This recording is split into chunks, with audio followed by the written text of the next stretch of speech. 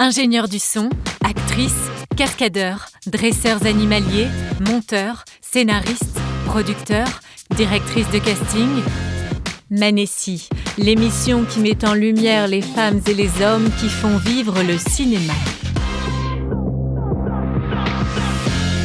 Salut à tous et bienvenue dans Manessi, le podcast qui braque les projecteurs sur les métiers du cinéma. Pour clôturer en beauté cette saison 1 de Manessi, nous avons eu le bonheur d'être accrédités à la 7e édition du Festival du cinéma et de la musique de film de la Baule, créé par Sam Bobino et Christophe Baratier.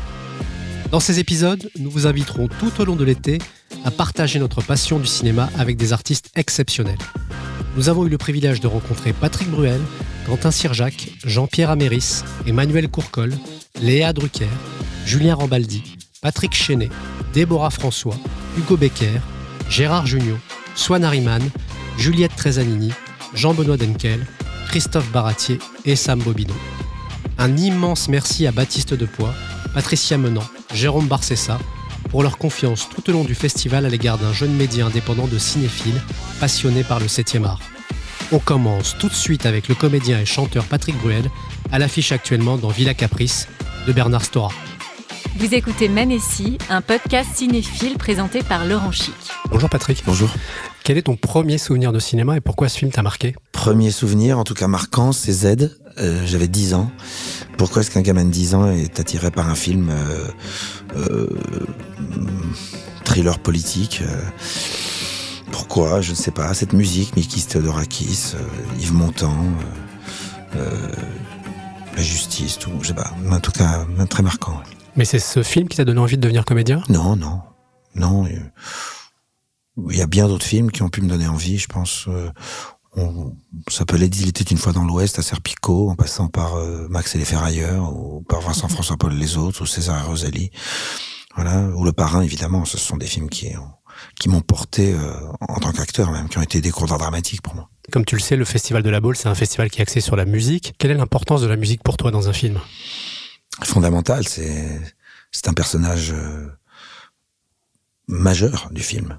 La musique vous donne une indication, la musique joue un rôle, la musique vous emmène sur une piste ou sur une autre, la musique aiguille le scénario, elle souligne, elle surligne, elle accompagne, elle émeut. C'est très important. T'as déjà écrit des musiques de films ou pas ? Je suis en train. On peut rien dire pour le moment. Non, je suis en train d'écrire pour une série là. Et j'ai une dernière question. Manessi, c'est un podcast sur les métiers du cinéma. Et je voulais savoir quelle interaction tu as avec les techniciens sur un plateau de cinéma. Depuis toujours, depuis mon premier jour de tournage, il y a quelque chose d'éminemment fort entre les techniciens et moi, parce que dès le premier jour, c'est avec eux que je me suis retrouvé. En fait, les machinaux électro du coup de Sirocco sont devenus mes copains le premier jour de tournage, et depuis, ça n'a jamais cessé. C'est l'essence même d'un plateau de cinéma, c'est l'osmose entre les techniciens et les acteurs et la production. C'est d'être ensemble, c'est d'avancer pour le même projet, c'est de faire des pots de fin de semaine, c'est d'attendre les techniciens quand on fait un pot et qu'ils doivent démonter pendant 2 heures. Et qu'ils arrivent au pot, tout le monde est parti. Non, ça chez nous, ça n'existe pas.